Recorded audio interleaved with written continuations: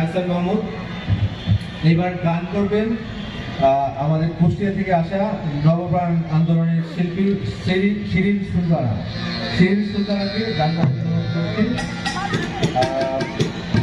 আপনারা জানেন, আমরা যেহেতু আবুল সরকারকে যেহেতু নবী রাসূল ইসলাম বিরোধী ট্যাগ দেওয়া হচ্ছে, আমি শিল্পীদের অনুরোধ করবো আজকে যেন আমরা নবী রাসূলের শানে আমরা কতটা বেকুল এই ধরনের গান একটু বেশি গান। হ্যাঁ, আমি জানি আপনারা বিচিত্র ধরনের গান জানেন, কিন্তু আমরা এই ধরনের গান আজকে একটু বেশি শুনতে চাই।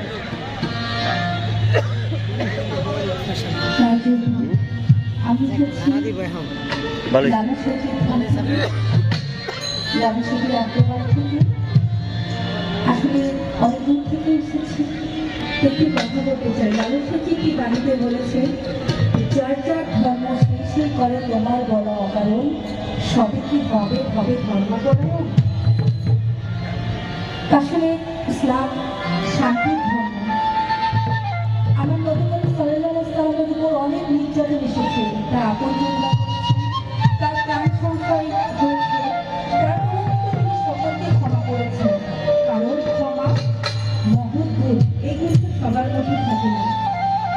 তো আমরা তো মানুষ, আমার নবী পাক সাল্লাল্লাহু আলাইহি ওয়াসাল্লাম যদি ক্ষমা করতে পারেন, তো আমরা সাধারণ মানুষ হয়ে কেন ক্ষমা করতে পারবো না? নবীজি যদি ওই হিংসা, নিন্দা, বিদ্বেষ মনে রাখতেন, আজকে কি ইসলাম প্রচার হতো? হতো না। তিনি যারা আঘাত করেছেন তাদেরকে ভালোবাসা দিয়ে ইসলাম প্রচার করেছেন, তার দলে টেনেছেন। তাই তো এই ভালোবাসার জন্যই, মানুষকে ভালোবাসার জন্যই নবীজির জীবন দর্শন দেখেছি, তার প্রতি আকৃষ্ট হয়ে হাজার হাজার বেদুইন মুসলমান ধর্মগ্রহণ করেছেন, এই শান্তির পথে এসেছেন। তাই আসেন, হ্যাঁ একটি ভুল হয়েছে সারা রাত পালার মধ্যে।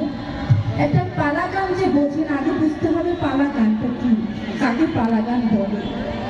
সেই জায়গা থেকে সারা রাতের মধ্যে দু একটা কথা চলে আসে। আর যারা বাউল সাধক, তাদের প্রেম হয় স্রষ্টার সাথে।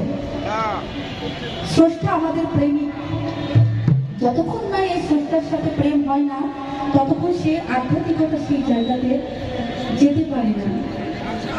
তো সেই জায়গা থেকে বলবো যে মানুষকে ভালোবেসে যা করা যায়, জোর করে হিংসা করে সেই কর্ম করা যায় না। তাই আসেন আমরা সকলে মানুষকে ভালোবেসে আমরা ধর্ম প্রচার করি। এই ইসলাম শান্তি, সে শান্তি